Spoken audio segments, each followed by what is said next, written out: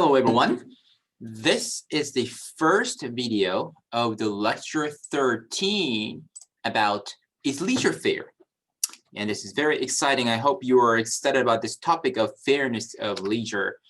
And what I like about this chapter is at the very beginning, title and little left top, it answers the question, is leisure fair? No, it is not. Leisure is not fair. There are many barriers, many inequalities, and many discrimination, many forms of discrimination that are more for certain type of social groups in our society. And leisure can be a context for those negative issues to happen. And we have had a research dedicated to actually describe, understand, and explain those negative factors. But also, leisure can enable equity, justice, and empowerment, those positive things that we are looking at, and that are often foundation for our happiness and really the more of a social community quality of life, if you will. And over the past 10 years or so, the field of leisure studies and sciences, we have dedicated our work, some of the scholars, on this topic called social justice. And they have suggested that leisure can be a very important vehicle, the space, the tool that we can use to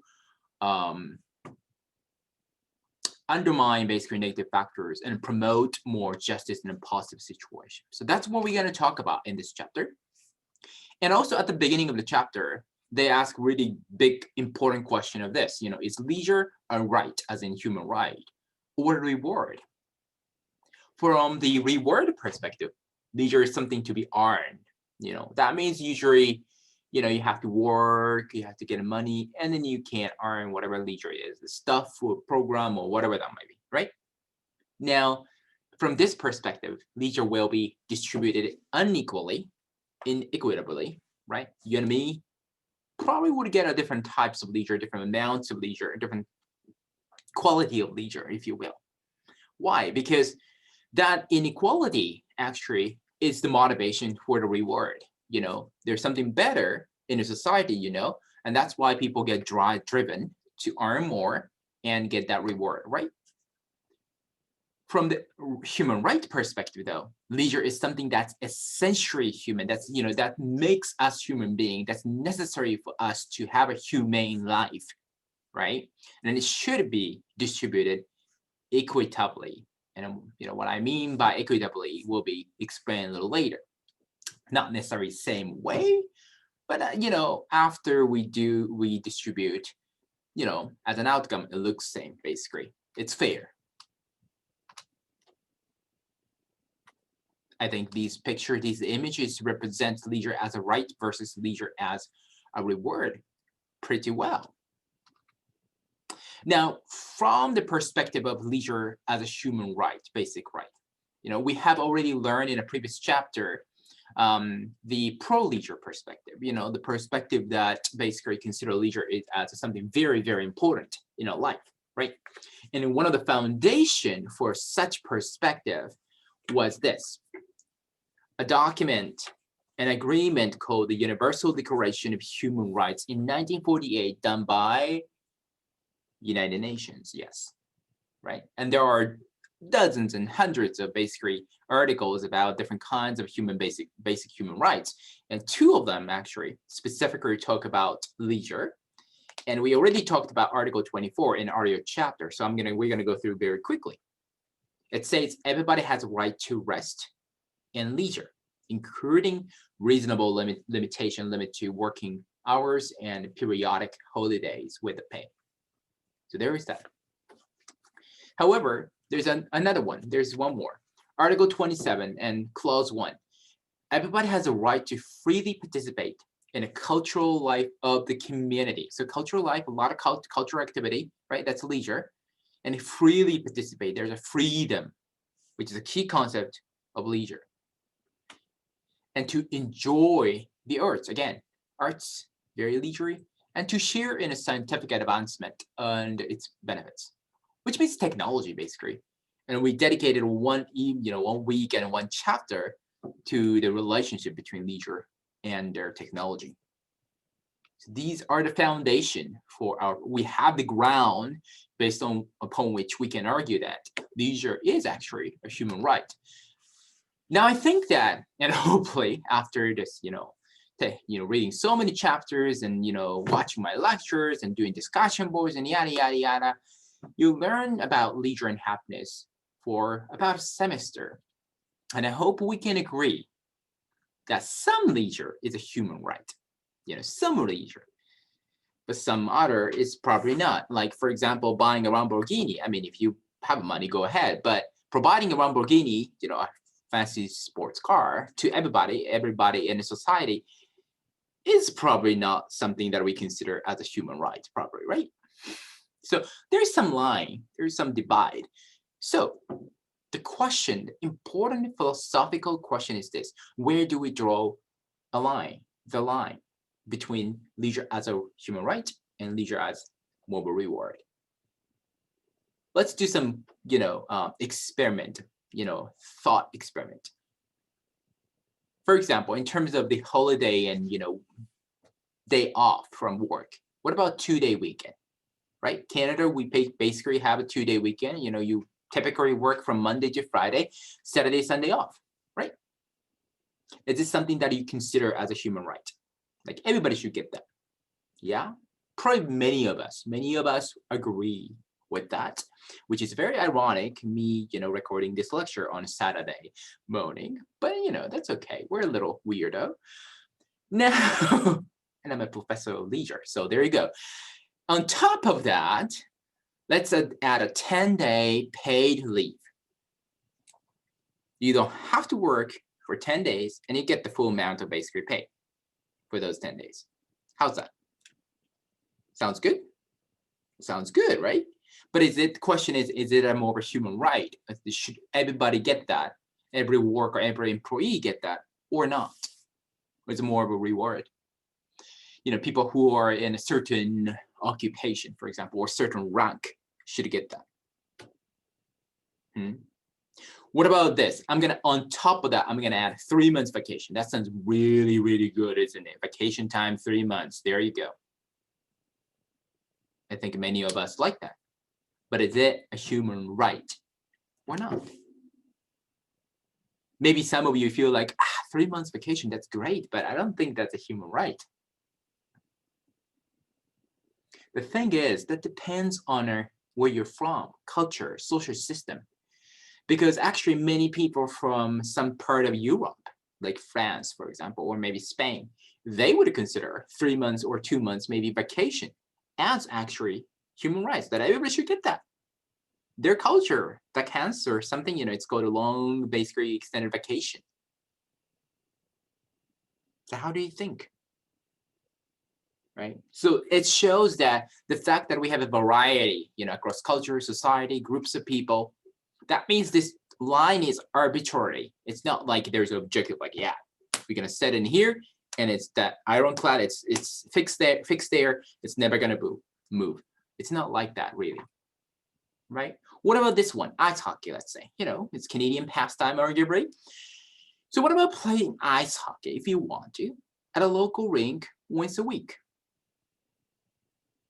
Again, it's a national pastime. Yeah, maybe I think many of you would say, yeah, if you want to do it, you should be able to do that. Everybody should be able to do that, maybe. Maybe there's a little bit of money or equipment needed, but yeah, sure. What about this? What about on top of that, playing on our local team that you have to be able to belong? Everybody wants to, if they want to belong to the team, they should be able to belong to a team. The first one was more of a drop in, right? Do you think that's a little basic human right that everybody should be able to do it if they want to or not? Now I'm going to push you farther. What about belonging to an elite, competitive, fancy arena with a nice jersey and team and league and, traveling? Is that a basic human right or not? Probably somewhere around that, you go like, I don't think so, Shin. Maybe that's more of a reward. We may have very good, agreement within the culture, within the group, but also that could change over time, of course, over time, across culture systems, value systems, things like that. As you can see, there's no fixed answer, there's no right or wrong answer, to be honest, right? In a history, human history, we have had those different work, holiday systems across, Canadian different groups and people, individuals. People would answer differently in terms of the ice hockey, probably. Some people are very crazy about ice hockey. Some people are really not. But it's very important to have that question, especially when, for example, some government tried to shut down some parks and, national parks and provincial parks in our nation. Then we have to think, wait, are those things part of like our human rights? And if so, why are we shutting down? Do you agree with that value? Do you agree with the line that they're trying to draw? And that's a very important question. No answer, no fixed answer, no right or wrong answer, but everybody, I think, should keep thinking and keep discussing this question. Now, speaking of that, really the textbook does a really good job bringing a very controversial contemporary issue. One of those things related to this is, the sports team names. That's been debated, changed, criticized. There have been many racially charged sports team names, right? We have had some of the example down in the States, here in Canada as well. Some of the teams in baseball, some of the team in football, hockey, Chicago Blackhawks had some of the, not necessarily name per se, but also the logo, for example, as well. One of the examples that the chapter talked about, it's actually in a box 13.1. I love those boxes because they're very nice example. The chapter talked about this example of what is called a chief at the University of Illinois, Urbana-Champaign. That's where actually I got my master's from 2011 to 12. So I was there, and I knew about this chief, and I was, as a Japanese boy, I was so excited about this American college sports, football, basketball. I was so excited. I knew about this, quote unquote mascot of the team, of the university. I was excited to buy so many t-shirts and wear them to the football game. When I got there, the chief was not there. Both the logo on our product or, in the second picture, this kind of student dressing up in a way, and they're doing the, halftime performance, things like that. That was not there. Because in 2000, I think, there was a criticism that this is apparently capitalizing on and appropriating the, what they call right now down in the States, still Native American culture, the tribal culture down there, right? Indigenous people's culture. So it's been criticized, and eventually the university dropped the entire thing, from the performance, from any official logo, gone. Back then, I was a little sad because I didn't know about the history of this debate and everything, but more broadly, the history of North America and how this, the relationships between indigenous peoples and they're basically settlers. I didn't know that, so I was just simply sad. But now that you see these pictures, you can see how inappropriate this could be, and I hope that you can see that too.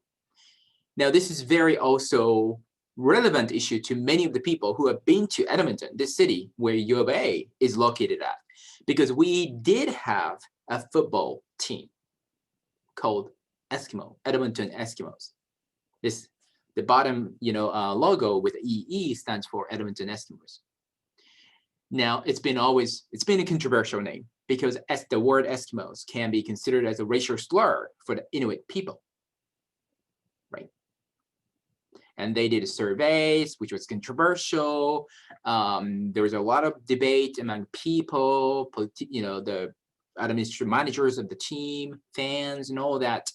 And eventually, I think it was last year, 2019, I think, the team dropped the name. It was maybe 2020. They dropped the name. Now it's called Edmonton Football Team, and they're trying to figure out new name.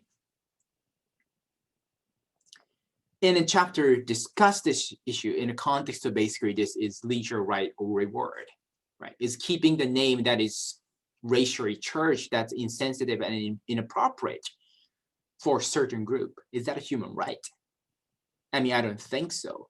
But this example, and I think many of us can agree that yes, probably that's not a human right. Now though, this example is a great example about where that, the question about line, where do we consider as something is, necessary for human being or something is even okay to do? That line is contested. It's moving, it's changed, it's discussed by people, it's criticized by people. In 1980, there's probably some criticism, but the dominant society, majority of the members in the society didn't see a problem with these things.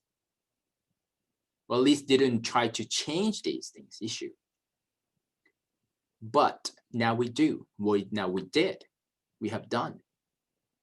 There may be actually, so you see that line actually changes. There are more and more people who are aware of these issues, who have more, ethical problem with these issues and want to really address the issue, right? And eventually we did. And maybe, now we move the line a little bit, but maybe there are still so many things that we consider okay right now in leisure, sports, tourism, play. But in 20 years, in 40 years, maybe we'll be changed. So what are the things that we're discussing now? What are the things that we're not so aware of in terms of, fairness and justice and all that? Maybe there are some things. Where is that line going? And I think that's a very important question to ask and keep thinking about. So this is an overview of chapter 13. And we're going to basically talk about two major things. One being some of the conceptual summary. We're going to talk about both prohibition, so the negative, phenomena, negative concept, and a permission, a positive concept, and a positive phenomena. And secondly, in the second half, we're going to talk about some of the examples and different social groups and how this idea of leisure, whether leisure is fair or not, both negative factor and a positive factor, we're going to discuss in more concrete cases in the second half. And that's the end of this chapter video 1. And I'm going to see you in the next video.